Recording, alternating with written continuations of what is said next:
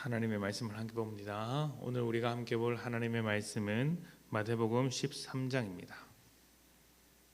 마태복음 13장 10절부터 12절까지 말씀, 10절부터 12절까지 말씀을 봉독하도록 하겠습니다. 10절입니다. 제자들이 예수께 나와 이르되 어찌하여 그들에게 비유로 말씀하시나이까? 대답하여 이르시되 천국의 비밀을 아는 것이 너희에게는 허락되었으나 그들에게는 아니 되었나니 무릇 있는 자는 받아 넉넉하게 되되 없는 자는 그 있는 것도 빼앗기리라. 아멘. 자, 마태복음 13장부터 예수님의 새로운 말씀이 나옵니다. 이 말씀은 정확하게는 천국, 하나님 나라에 대한 이제 관한 말씀으로서 하나님 나라의 성격 또 하나님 나라의 특징이 어떤 것인지를 가르쳐 주시는 말씀입니다. 하나님 나라의 백성으로 살아가는 우리는 이 말씀을 귀담아 듣고 하나님 나라가 어떤 것인지를 잘 이해해서 그 나라에 소속된 사람으로 살아가는 것, 이 삶을 한번 고민하는 시간들이 되었으면 좋겠습니다. 자, 오늘 말씀은 씨가 떨어진 네 가지 땅에 대한 이야기입니다. 이 땅들은 각각 뚜렷한 개성을 가지고 있는데 하나는 밭이 아닌 길이었고 하나는 돌밭이었으며 또 다른 하나는 가시덤불이었습니다. 이 땅은 모두 결실을 얻지 못하는 땅이었습니다. 그러나 그 중에서 좋은 밭에 떨어진 씨도 있었는데 결실을 많이 맺었다고 말씀을 하셨습니다. 이러한 이제 말씀을 마치신 예수님은 제자들이 따로 모였을 때 이 말씀이 가지고 있는 의미를 설명해 주셨습니다. 그것이 우리가 읽은 10절 이하의 말씀입니다. 천국의 비밀이 허락된 사람이 있고 허락되지 못한 사람이 있습니다. 비밀이 허락된 사람은 받아서 넉넉하게 될 것이지만 허락되지 않은 사람은 있는 것도 그마저 있는 것도 빼앗긴다는 것이죠. 뿌려진 씨앗이 열매를 맺지 못하고 말라버리거나 새들이 먹어버렸다고 말씀하셨던 것입니다.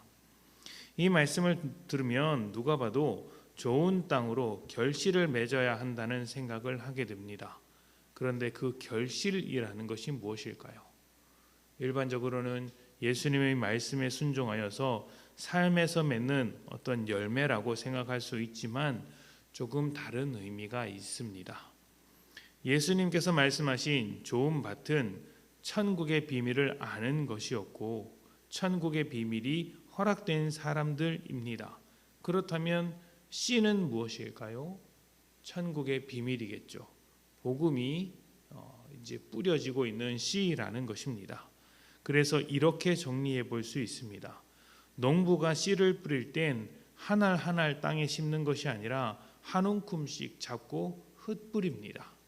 그러다 보면 농부가 갈고 닦은 밭에 떨어지기도 하지만 밭이 아닌 엉뚱한 곳에 떨어지는 씨앗도 있습니다. 말 그대로 뿌리다 보니 길가에 떨어질 수도 있고 가시덤불과 같은 곳에 튀어 들어갈 수도 있고 돌밭에 들어갈 수도 있는 것이죠. 거기에 떨어진 씨는 열매를 맺지 못하지만 밭에 떨어진 씨는 열매를 맺을 수 있다는 것입니다. 여기서 제일 중요한 것은 다른 땅과 달리 좋은 땅, 좋은 밭은 어떻게 결실을 맺을 수 있었을까 하는 점입니다. 농부가 갈고 닦으며 정성을 쏟았기 때문이죠. 그것이 예수님께서 천국의 비밀이 허락된 사람이라고 말씀하신 것과 같은 것입니다. 그렇다면 그렇게 허락되어서 결실을 맺은 것은 무엇이겠습니까?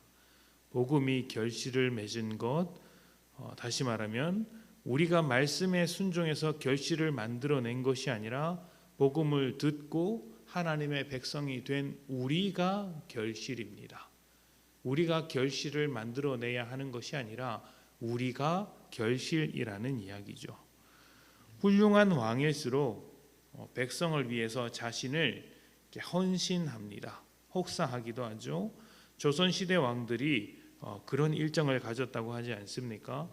좋은 왕이 되기 위해서 늦은 밤에 자고 새벽같이 일어나서 업무를 보았다고 합니다. 눈을 뜨자마자 일정을 시작해서 잠들기 전까지 계속해서 일정을 이어갔다고 합니다. 그래서 그 일정을 보면 정말 사람으로서는 감당하지 못할 만한 그런 일정이었다고 하죠. 자신의 모든 시간을 백성을 위해 사용하는 것이 훌륭한 왕이라고 합니다. 하나님은 하나님 나라의 왕으로서 자신을 내어주시기까지 일하셨고 우리를 좋은 땅 되게 하셔서 결실을 맺으셨습니다.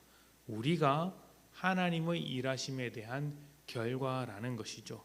농부는 하나님, 예수님이시고 그 결과가 우리입니다. 그러니 우리가 얼마나 멋진 존재이겠습니까? 이 귀한 사실을 아는 자는 더더욱 하나님과 함께 살아가며 그 안에서 풍성한 것을 누리려고 할 것이고, 모르는 자는 주어진 복음의 씨앗도 버려버립니다. 하나님과 함께하는 복된 삶을 이해할 수 없고 받아서 누리지도 못하는 것이죠. 어쩌면 이러한 말씀, 하나님의 말씀을 듣고도 버리는 자는 지금 예수님의 반대편에 서서 예수님을 무시하고 반대하는 바리새인 혹은 서기관들을 향하여 던지시는 말씀일지도 모릅니다.